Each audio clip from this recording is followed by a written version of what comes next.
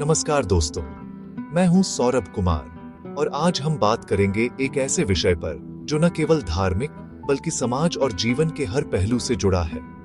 आपने भी सुना होगा कि कलयुग अपने चरम पर है और अब कल की अवतार के आने का समय करीब है। लेकिन क्या सच में हम उस समय के करीब हैं? आज के वीडियो में हम जानेंगे कि कल की अवतार के आने के कौन कौन से संकेत हैं और क्या ये संकेत हमारे आसपास दिखाई दे रहे हैं। हम शास्त्रों, पुराणों और समाज में घट रही घटनाओं के आधार पर इस विषय को समझेंगे। तो चलिए, बिना देर किए इस रहस्यमयी यात्रा की शुरुआत करते हैं। जब भी कलयुग की बात होती है, हमारे मन में सबसे पहले उन लक्षणों की छवि उभरती है जो हमारे धार्मिक ग्रंथों में विस्तार से बताए गए हैं।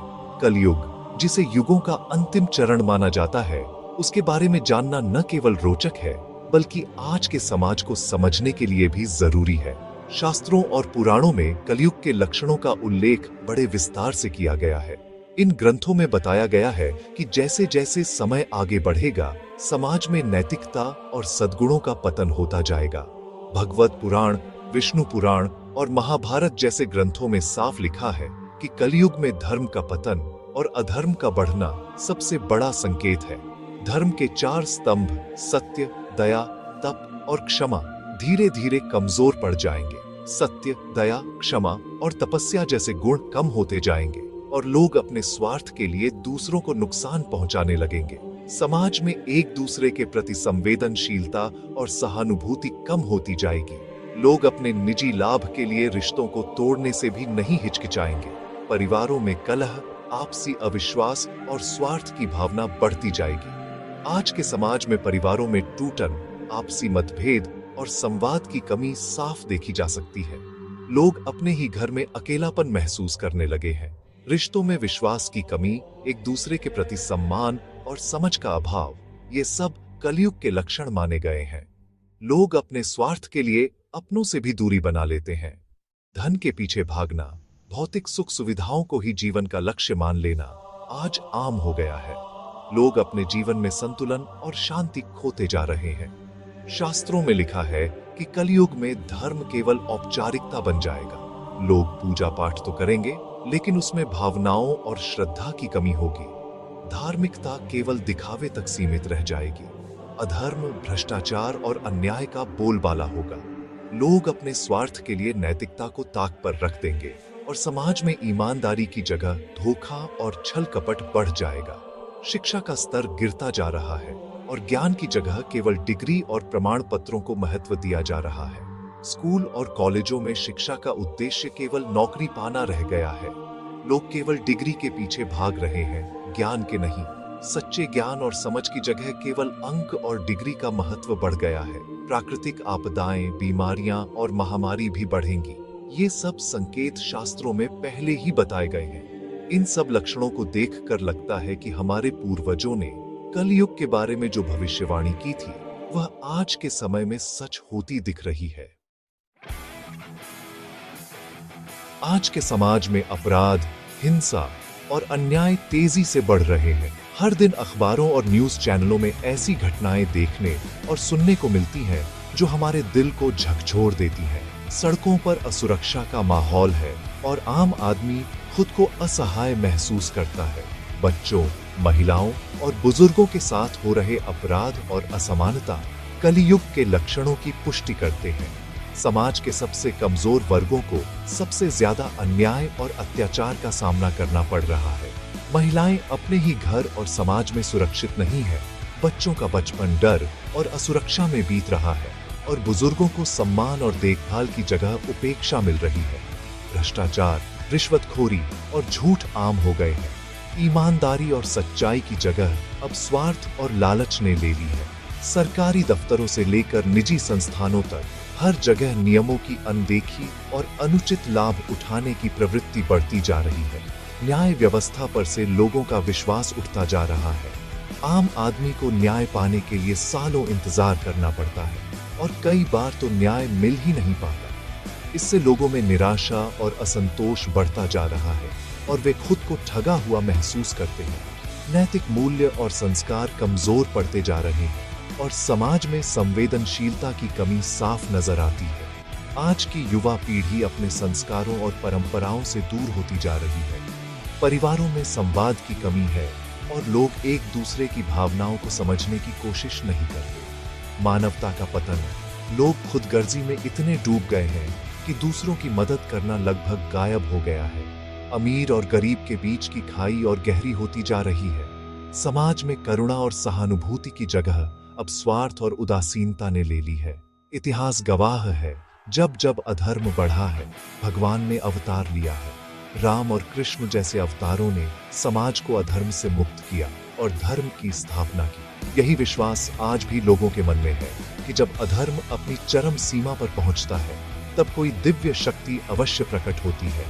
यही विश्वास कल के अवतार के आगमन की ओर इशारा करता है। लोग आशा करते हैं कि कल के अवतार आकर समाज में फैले अधर्म, अन्याय और अराजकता का अंत करेंगे और एक नए युग की शुरुआत करेंगे, जहां सत्य, न्याय और करुणा का राज होगा। अब जानते हैं कि प्राकृतिक आपदाओं में वृद्धि भी कल की अवतार के संकेतों में क्यों गिनी जाती है।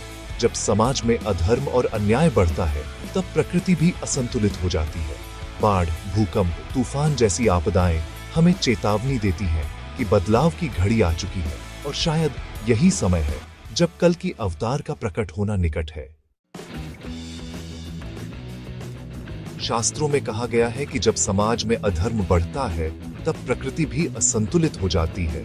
आज बाढ़, भूकंप, महामारी जैसी आपदाएं लगातार बढ़ रही हैं। ये केवल संयोग नहीं, बल्कि शास्त्रों में बताए गए संकेत हैं। पिछले कुछ दशकों में आपदाओं की संख्या और तीव्रता दोनों बढ़ी है। सुनामी, उत्तराखंड की बाढ़, कोरोना महामारी, सब ने दुनिया को झकझोर दिया। वैज्ञानिक इसे पर्यावरण असंतुलन मानते हैं, लेकिन शास्त्रों के अनुसार ये कलयुग के चरम पर पहुंचने के संकेत हैं। जब जब पाप बढ़ता है, प्रकृति का संतुलन बिगड़ता है। महाभारत में भी यही कहा गया है। अब जानते हैं कि धर्म और नैतिकता का पतन इन संकेतों को और गहरा कैसे बनाता है। सबसे बड़ा संकट तब आता है जब धर्म और नैतिकता का पतन होता है। कलयुग में धर्म केवल औपचारिकता बनकर रह जाता है। लोग पूजा पाठ तो करते हैं, लेकिन सच्ची श्रद्धा कम होती जाती है। नैतिकता में गिरावट साफ नजर आती है। रिश्वत, झूठ और स्वार्थ आम हो गए हैं। धार्मिक आयोजनों में दिखावा ज्यादा है और सच्ची आस्था कम। समाज में भी लोग केवल अपने फायदे के बारे में सोचते हैं। यही कलयुग की पहचान है। अब जानते हैं कि तकनीकी और वैज्ञानिक प्रगति को भी शास्त्रों ने कैसे संकेत के रूप में बताया है।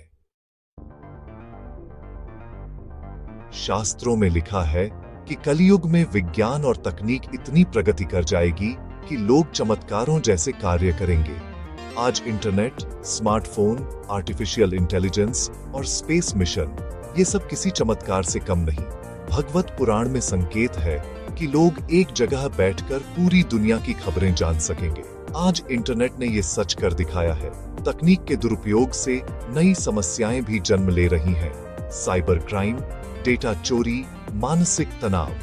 जब इंसान खुद को सर्वशक्तिमान समझने लगे, तब विनाश का समय करीब होता है। शास्त्रों में यही चेतावनी दी गई है। अब जानते हैं कि इन सब के बीच लोगों में आध्यात्मिकता की ओर रुझान क्यों बढ़ रहा है। इन नकारात्मक संकेतों के बीच एक सकारात्मक बदलाव भी दिख रहा है। लोगों में फिर से आध्यात्मिकता की ओर रुझान बढ़ रहा है।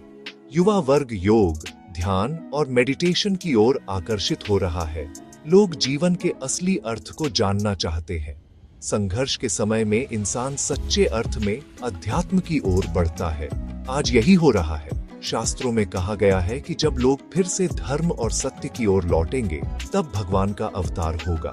ध्यान, योग और साधना का महत्व बढ़ गया है।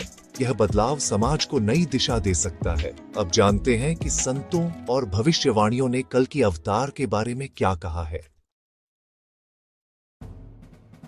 अब बात करते हैं उन भविष्यवाणियों की जो कल के अवतार के आगमन के बारे में की गई हैं। भारत की प्राचीन परंपरा में भविष्यवाणियों का विशेष स्थान रहा है। आशी मुनियों, संतों और महापुरुषों ने समय समय पर समाज को चेतावनी दी है कि जब अधर्म और अन्याय अपनी चरम सीमा पर पहुंचेंगे, तब कोई दिव्य शक्ति अवश्य प्रकट होगी। कल की अवतार की भविष्यवाणी भी इसी श्रृंखला का हिस्सा है, जिसे कई धार्मिक ग्रंथों और संतों के वचनों में विस्तार से बताया गया है। कई संतों और महापुरुषों ने कहा है कि जब अधर्म अपनी चरम सीमा पर पहुंच जाएगा, तब भगवान विष्णु कल्कि के रूप में अवतरित होंगे। संत कबीर, तुलसीदास और अन्य संतों ने भी अपने दोहों और रचनाओं में इस बात का उल्लेख किया है कि कलयुग के अंत में एक नया युग शुरू होगा, जिसमें धर्म की पुनर्स्थापना होगी। इन संतों का मानना था कि समाज जब पूरी तरह से नैतिक पतन की ओर बढ़ जाएगा, तब एक दिव्य अवतार मानवता को सही मार्ग दिखाएगा।